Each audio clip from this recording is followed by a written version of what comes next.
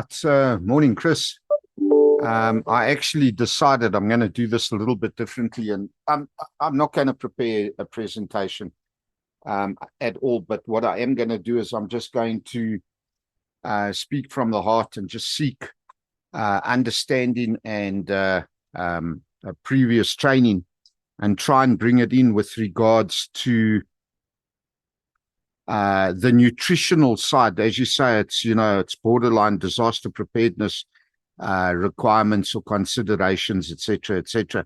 And I'm in full agreement with you there. And I know that you are looking at this specifically from a rescuer's point of view, a first responder's point of view, the authorities' point of view, those that will go out to provide assistance. So I want to take it away, and I want to turn it into a general sort of video that I can put up on the Disaster Relief Cert YouTube channel, as well as one of the additional modules for consideration. So, I mean, basically now, for the benefit of everybody that is going to be watching this, your question is really based around how does one, in actual fact, in essence, be self-sufficient when you are deployed. And especially like among SARSA members, South African Search and Rescue members, firefighting teams that may be deployed across borders, whether that's provincial borders or even international borders. If these guys are going out, and if you guys are going out into a situation, what is it that you should, in actual fact, keep as part of your go bag, go box, etc., etc., etc., that will sustain you for several days, not necessarily hours. And you actually got me thinking on that one quite extensively over the last 2 days, because that is a complex situation, and in order to incorporate the general sort of public and community as a whole, I want to cover both aspects. What do we do in terms of being prepared to be self-sufficient when it comes to water and food? And in particular, you know what, at the end of the day, it doesn't make a difference if you are a first responder that's been deployed to an area, a region which, in all honesty, might not have the capabilities of being able to provide food, water, etc., etc. And I know that this was brought about as a result of a discussion on earthquakes happening within communities and what people need to do. And I think the first thing that one needs to consider, whether you are a general community member or first responder, EMS or otherwise, I just want to bring everybody into the first responder category so that I don't keep on rephrasing the same thing. So the first responders will be the rescuers, the technicians, the fire, ambulance, disaster management personnel, SAPs, SANDF even. Now, there's a good thing to remember with SANDF, because ultimately when the South African National Defence Force deploys, they've got an entire logistical support system behind them. That goes right the way down to field kitchens. Now, let's go back to the overall disaster. When a disaster occurs and an entire area, large area is affected due to whatever cause, whether it be an earthquake, tornado, massive sinkholes, or even civil unrest, or as it's officially known, civil disobedience, we are going to look at a disaster situation. Now, communities will find themselves in a disaster situation within the disaster, but then you are also going to have community members that are outside of the disaster area that may step into, in actual fact, assist as well. And of course, these are normally going to be the spontaneous volunteers. However, the general volunteers through the other organizations such as SARSA, Canine Search and Rescue, Gift to the Givers, SA Red Cross, and even Disaster Relief CERT volunteers, just to name a few. Look, guys, there's a lot of other non-profit organizations, non-profit companies, and NGOs that will, in actual fact, become involved. So now when we're looking at the NGO aspect of this particular operation, SARS members and Canine Search and Rescue members, for argument's sake, could in actual fact be deployed like you guys have been deployed to other countries in the past. We've even had church groups being deployed where they've sent volunteers to go and help with feeding schemes. For example, following the flooding in Mozambique a couple of years ago. And all of these people need to understand the basics of what is required nutritionally. And if you are going out into the field, yes, you have to. And if you know that it could be extended periods of time. Now, I want to also be careful because I want to bring in, for example, the Lisbon building fire several years ago as well. When we have a look at that particular incident, many volunteers came forward via WhatsApp groups and were soliciting nutritional products, isotonic drinks, high energy bars, water, etc., in order to take it over to the rescue crews, the firefighters on scene, because they were there for an extended period of time. So let's just put that one into context. With any incident, let's go down to the Knysna fires. How long did those fires rage for? How many rescue personnel were required? How many rescue personnel were in actual fact involved?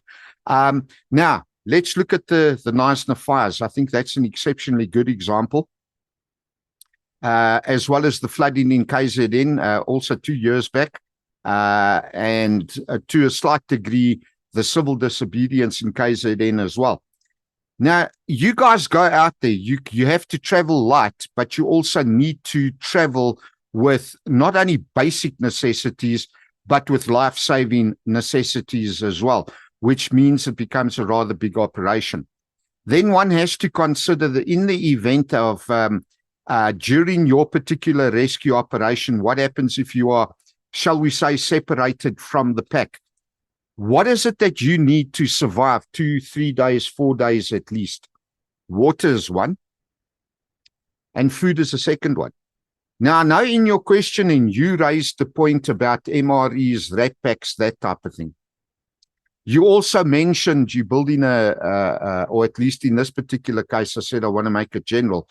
In this particular case, Chris actually said he's building a list of all high energy bars and bars that could be taken, etc., etc. There's a couple of things that I actually want to point out for consideration.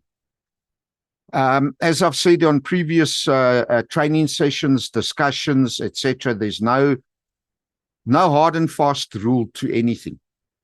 The very first thing I think you as a community member and also you as a rescuer or first responder needs to take into consideration, from a rescuer's point of view, your own personal nutritional requirements.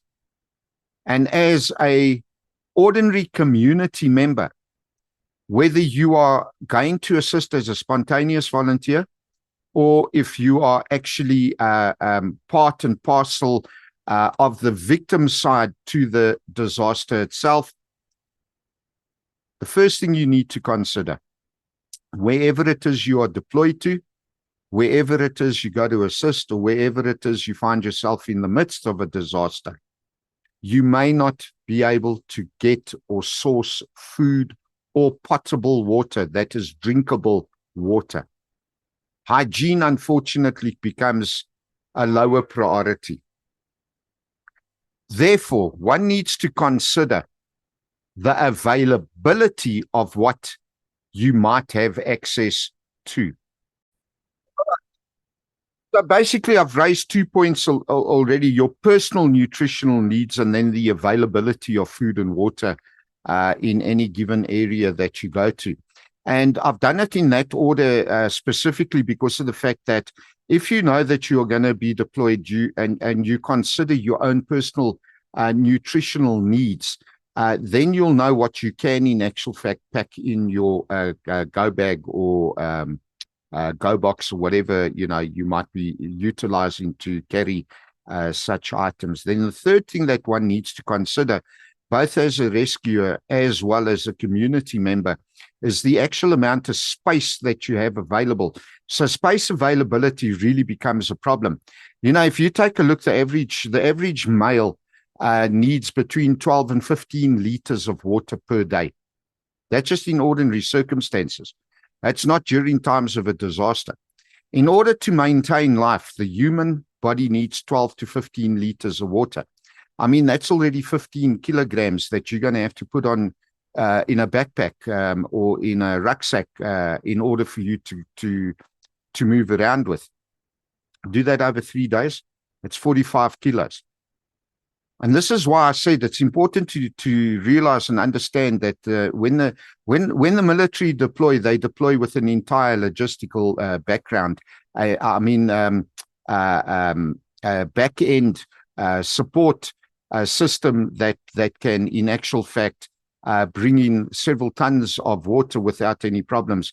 And of course, the soldiers, the boots on the ground, may just have to carry a couple of liters of water to get them through a couple of hours or whatever the case might be. And that's not the case with you as a victim in a disaster, or even for you as a first responder or rescue technician. So why did I in actual fact say consider your own nutritional needs? Well, there's a very valid question there. And the reason being, you may decide to carry high energy bars that contain snacks, for example. As a community member, you need to ensure that family members don't have an allergy to nuts. Just think how nuts it'll be, no pun intended, if you stock up on high energy bars containing nuts and your 4-year-old now who has a nut allergy, in the midst of the disaster, while not being able to get out or has not been rescued as yet, gains access to your storage where these high energy bars are, and they eat the bar because they are hungry. That could result in their death. So the disaster might kill them, but the nutritional side assuredly would. Very high probability. As a rescuer and a first responder, you're going into an area, you're carrying certain high energy bars with you. It's not going to help if you don't know that the high energy bar in actual fact contains nuts and you do have a nut allergy. So you need to be 100% sure that this is not going to happen. Then if you are with an organization, as an organization, a rescue organization, or a group of volunteers, where you're working as a team, my recommendation is for the team to actually sit down and properly document everybody's nutritional needs, and in particular their allergies. Being a diverse country, we have many religions people of different religions that get involved both as a spontaneous volunteer, general volunteer, but then I think we must also include the unit of volunteers. One needs to consider their needs, because certain products, halal for example, cannot be mixed with other products. So one has to consider all of these factors in your actual nutrition. The other thing that was pointed out was building a list of all the high energy bars, etc., that might be available. Look, the way that free market handles things, we're probably going to have. I think Chris said he's got 300 or 250 items already listed.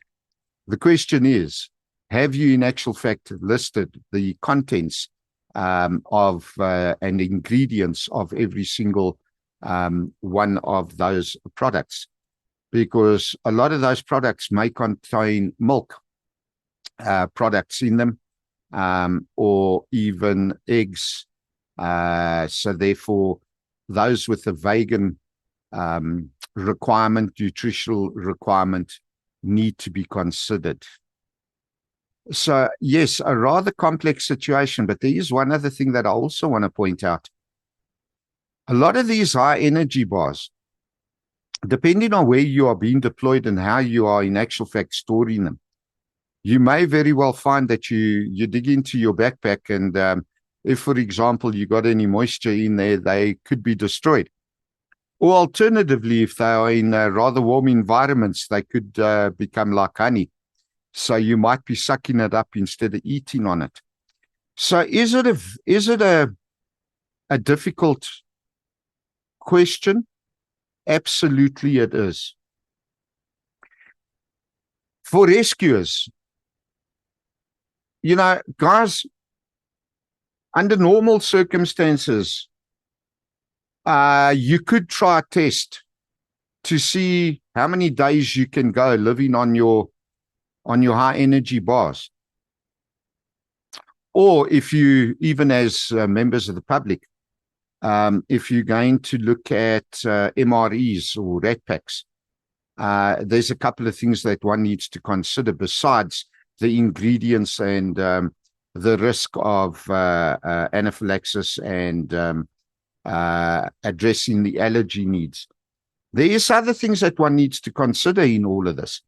One has to be extremely disciplined in ensuring that expiry dates, for example, the goods that's used or swapped out for before the expiry of the actual product. And I know a lot of people think, well, we don't need to abide by that.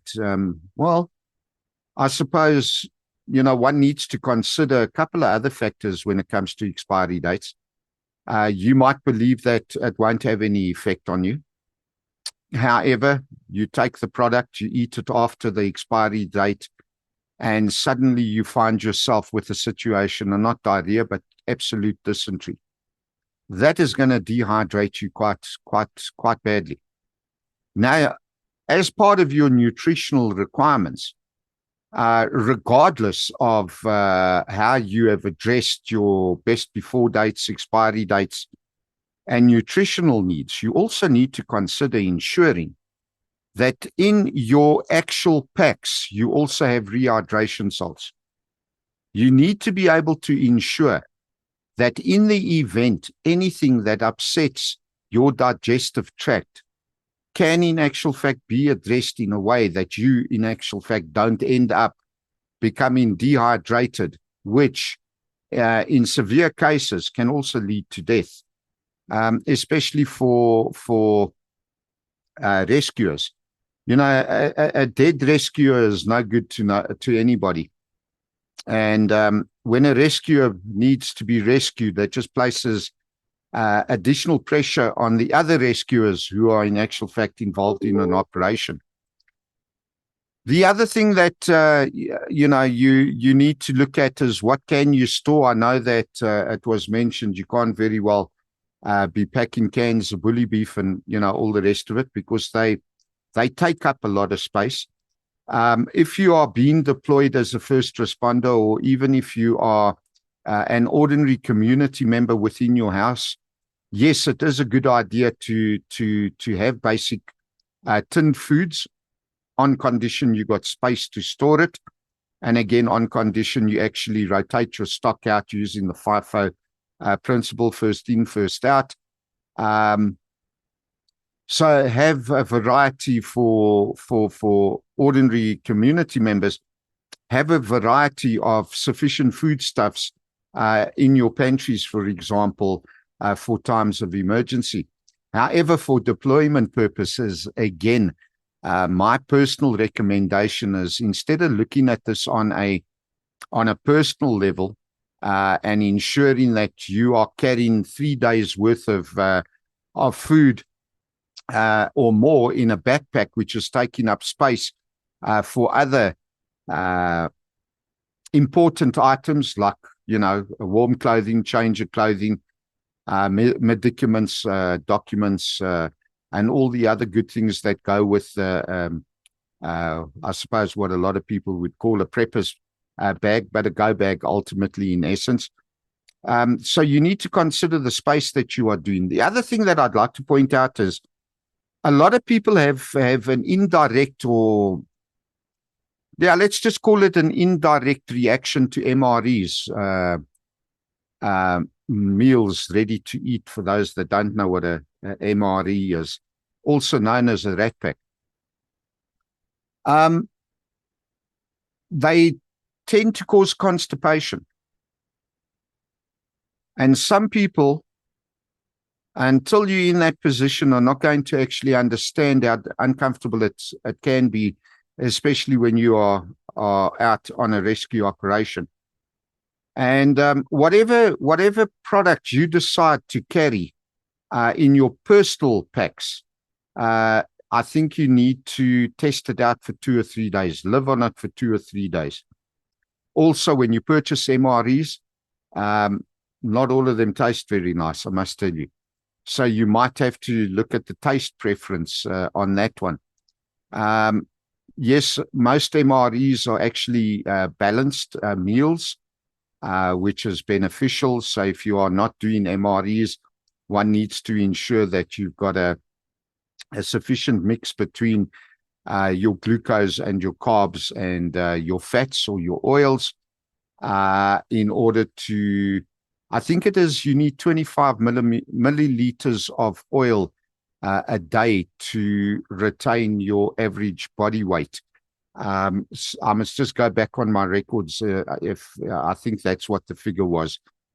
As a team, I was going to say that as a team, I think if everybody as a team sits down and works out their own nutritional need, and instead of carrying everything for longer than 3 days, perhaps, to actually be able to box it up in sealed containers that could be transported along with the team, and let that form part of your logistical backup to ensure that also in the event of an emergency, if you're carrying, as a rescuer, if you're carrying stuff in your backpack and something does go haywire and you lose your backpack, then of course you're also going to now be sitting with actually no food or water, which again is going to put you into a precarious position, and you're going to become a high risk individual of your own accord.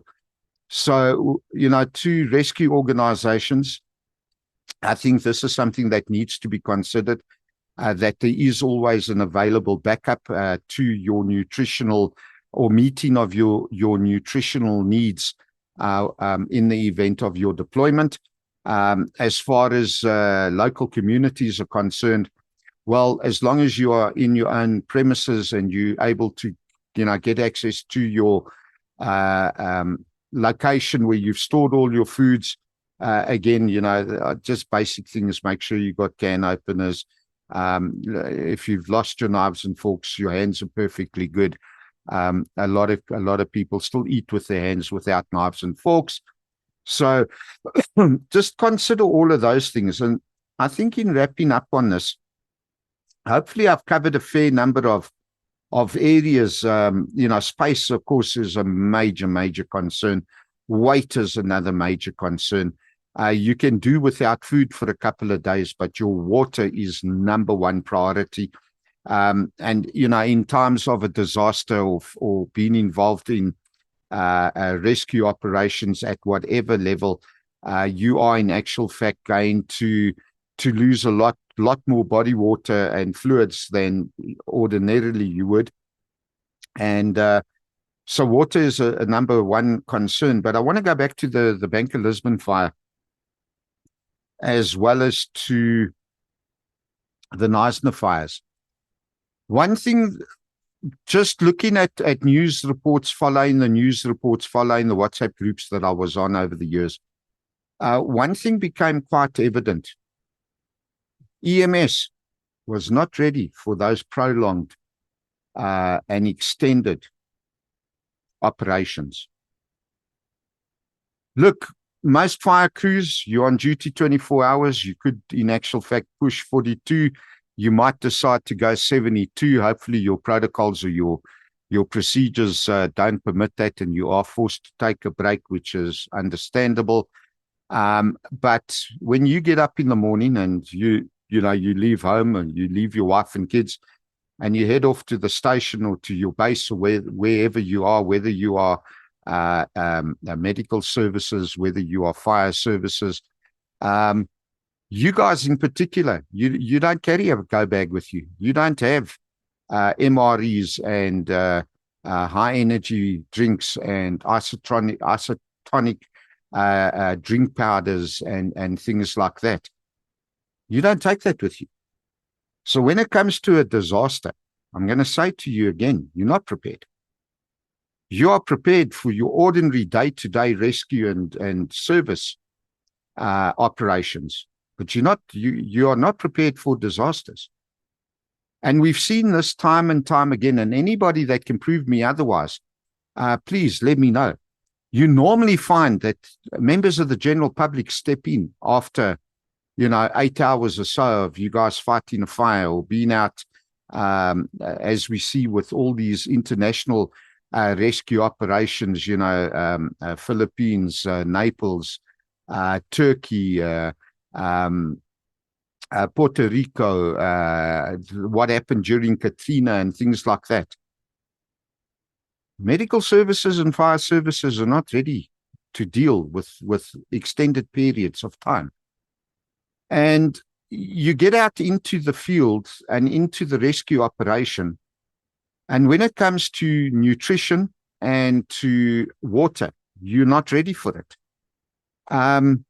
Unfortunately, this leads to fatigue, and it could also lead to other mistakes being made, which may cost you your life first and foremost.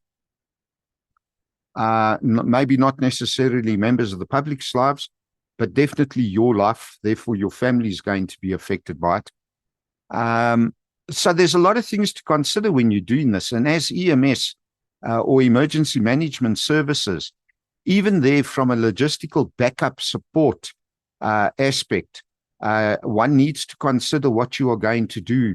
And I think, within your own local communities, and this is where we're coming back to the community emergency response teams concept that disaster relief CERT has put in together. And of course, it is based on the American style community emergency response teams. And those of you that don't know the history of that are more than welcome to read it up on our disaster relief CERT.org.za front page. I've given a little bit of history there, and it all started off short and sweet, where members of the Los Angeles Fire Department attended, believe it or not, an earthquake seminar in Japan, where they were, going to look at building regulations and structures, and they had an earthquake while they were there. And they realized just how many of the local population stepped forward to be able to assist in times of this particular earthquake. And when they came back, that was really the formation of the community emergency response teams. Great big green logos and all the rest of it. And so slowly they've developed that over the years, that in the US, CERT is now a national organization under one umbrella, and it's no longer falling under counties and under the various states. And it's really been brought under FEMA, the Federal Emergency Management Agency. So it's really developed to a very great point. And studying that, I can see when we look at our situation, for example, during the previous discussion on earthquakes, people took offense when I said, you're not ready as EMS, fire and ambulance. You're not ready for disasters. I'm not being offensive. I'm being factual.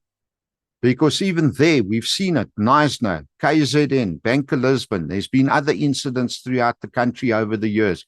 We can go back to the Lanesburg floods of the early 80s, I think it was, late 70s, early 80s. EMS is not ready for it, but nor is the general communities and population. As a country, we are not ready for it. And yes, we do have the Disaster Management Act. We do have disaster management structures. However, their hands are also tied from a political perspective, from a financial perspective. They can do what they can. They also don't have sufficient people to go out and to create awareness, such as what I'm doing. And that's why it is great to, out of an earthquake conversation, to be asked a question on nutrition, which is taking up probably about 30 minutes, 45 minutes of discussion time. So I'm hoping that I've put a fair number of things into the pot here for consideration. There is one other thing I didn't mention. It's all fair and well where you go out and you buy MREs. Well, there's two things I think I should cover here. You go out and you purchase MREs. One, they're expensive. I think just shopping around recently as part of an overall preparedness plan, I think a 21-day or 30-day MRE pack is going to cost you about 5,500 Rand, if not more.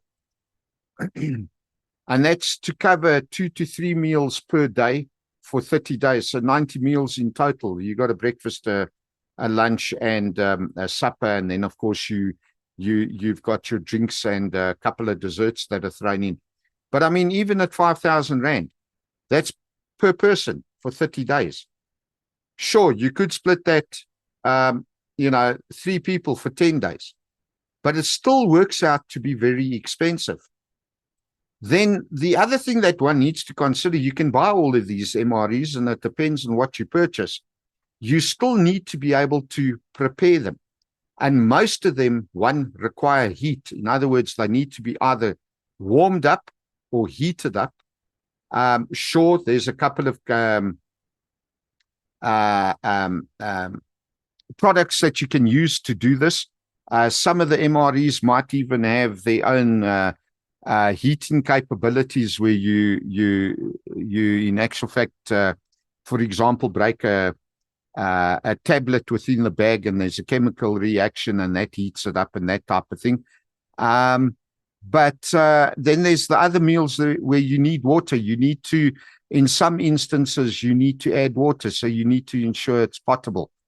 So there's a lot of things to consider when you're looking at your nutritional needs, not only as a rescuer, but EMS. Sorry, guys, you guys are going to have to look at things moving forward. You go out into these operations, it's going to come down to NPOs and NGOs to set up field kitchens. And even there now, let's just take a look at field kitchens, for example, which I will do in a sec. I just need to clear my throat. So basically, what has happened, Joe, now is I just cleared my throat and had a cup of coffee in the interim. The joys of pausing the recording. I wanted to talk about field kitchens. Now, going back to my experience in field kitchens of the 80s, where we as Red Cross set up several field kitchens within various areas following several incidents, from flooding, damage to fires, for example, in the what's today known as informal settlements, that type of thing. And when you start looking at field kitchens, one has to be very, very careful yet again, because of the fact that the organization that comes in and provides meals, usually hot meals, they bring in their own equipment, they bring in their own gas, they bring in their own pots. The most common way of doing a field kitchen is a soup kitchen, hence the word soup kitchen, and bread. But one has to source bread. One needs to know the ingredients of the soup that they are putting in. So both as community and EMS and rescuers, that now I'm just trying to cover everybody else besides fire and medical. You need to be able to ask the NGOs who are setting up field kitchens for the ingredients that they are serving.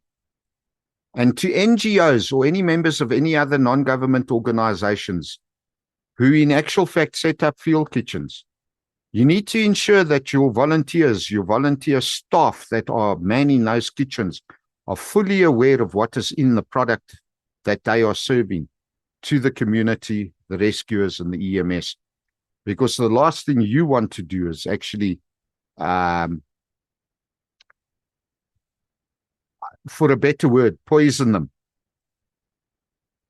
You know, contaminated water, before you know it, your evacuation shelter, your tent city or whatever has been set up to accommodate the victims of a disaster, you could suddenly find you've literally got explosive diarrhea, and that will be throughout your camp.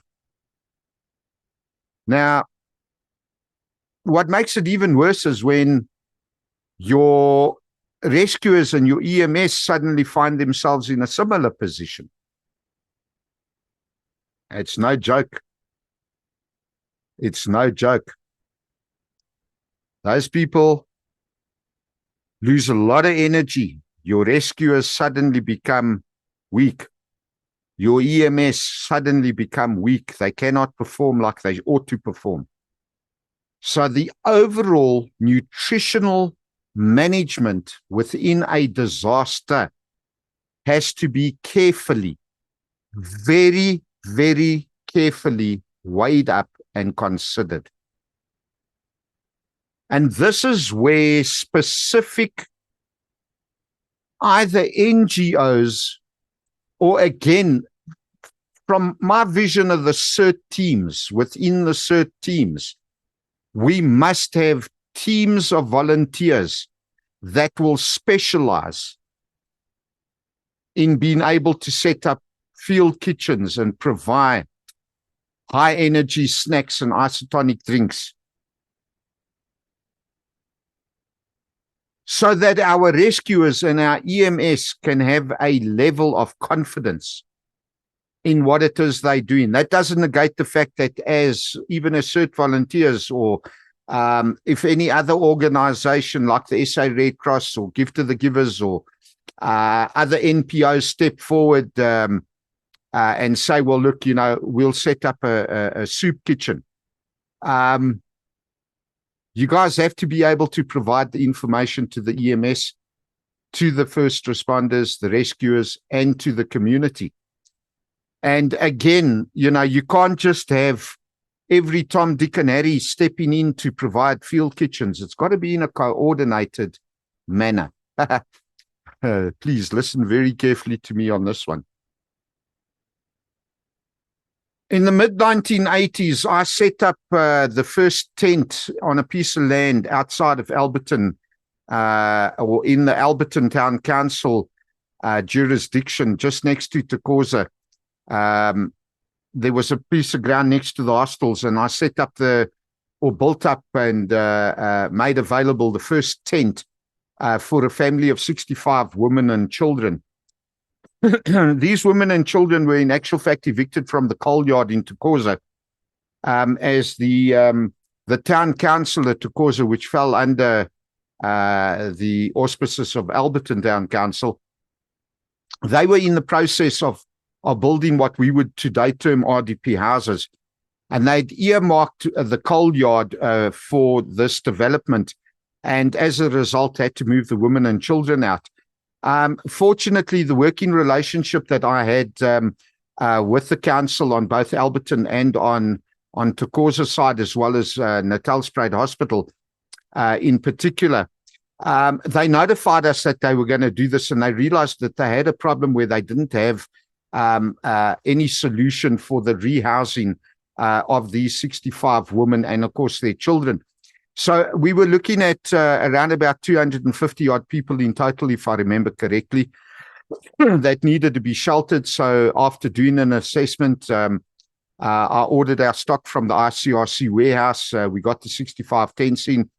We had a whole lot of volunteers out there. I know that Mr. Mazabuku will remember this one, and Cheryl Pillay, Cynthia Mashesh, Deepak Gopal, and even Nathan Banda, to name a few. We went out, we set up these tents and everything else, and we got the women settled, and we came back the following day. In actual fact, when we came back the following day, we brought in 2 JoJo tanks, 5,000 liter JoJo tanks. We purchased 3 for the operation. We set up 2 on the site next to the hostels in Tukoza. And on a sort of every second or third day, the third JoJo tank, which was on the back of our 3-ton truck, we in actual fact went out and filled it up from one of the fire hydrants.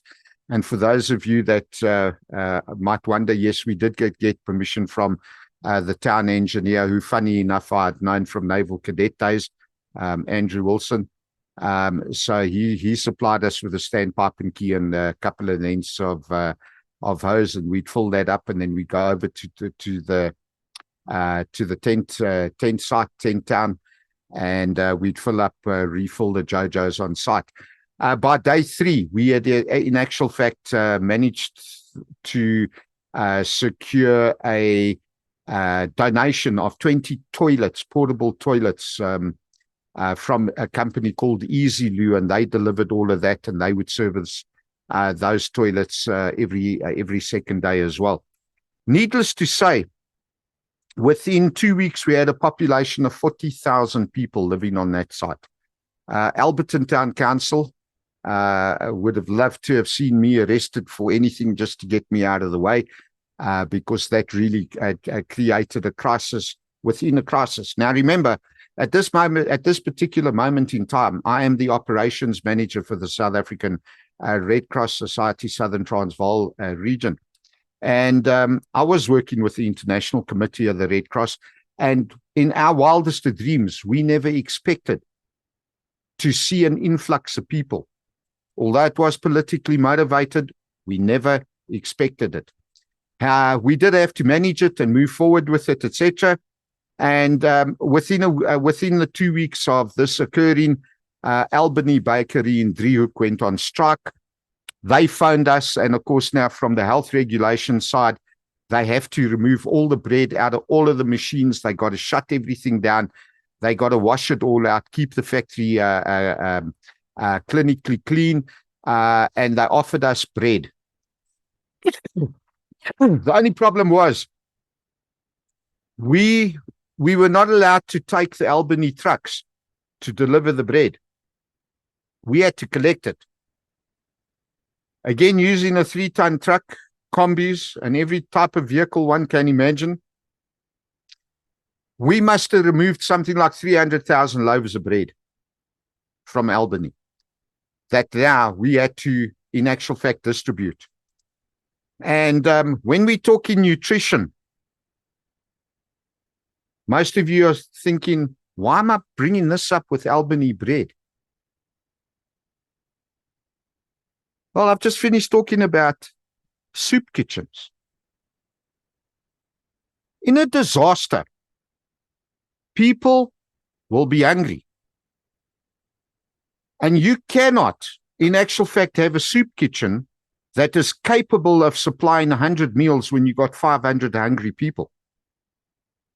When you set up a soup kitchen, you need to know the number of people that need to be fed.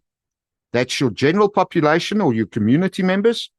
That's your emergency management services staff, as well as your rescue personnel.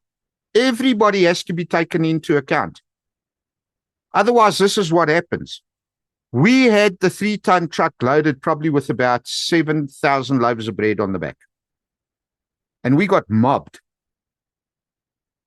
by at least 5,000 people. 40,000 people. Our plan was to deliver truckload by truckload because we only had the one truck. 7,000 loaves. We were looking at 4 to 5 trips in order to give every single person in the camp one loaf of bread, which that person could have lived on for 2 to 3 days. We got mobbed. We actually had to hightail it out of, by the way, that area is known as Polar Park. We had to hightail it out of there because we, in actual fact, did fear for our lives. My truck driver, we'd actually got him from a labor broker. He was a temp. He refused to come back and work for the Red Cross. Then we got a really good chappie. He didn't worry about all of this until he was almost mobbed in Boipatong. So, as rescuers, EMS, NGOs, you're going out into that situation in a disaster. You cannot expect to go and sit down under a tree in the shade, open up your MRE and open it and heat it up and eat. And you've got hungry people meters away, hundreds of meters away, or whatever. Ladies and gentlemen that are listening to this, it goes for community members as well. Food and water security must be considered within this nutritional discussion at an extremely high level of priority and consideration, because the risk of you losing your supplies is extremely high when people are hungry. And I know there's a lot of critics out there going to say, nah, it'll never happen. Hang on a second, guys. Ladies and gentlemen, please go and have a look on YouTube, in particular on Al Jazeera.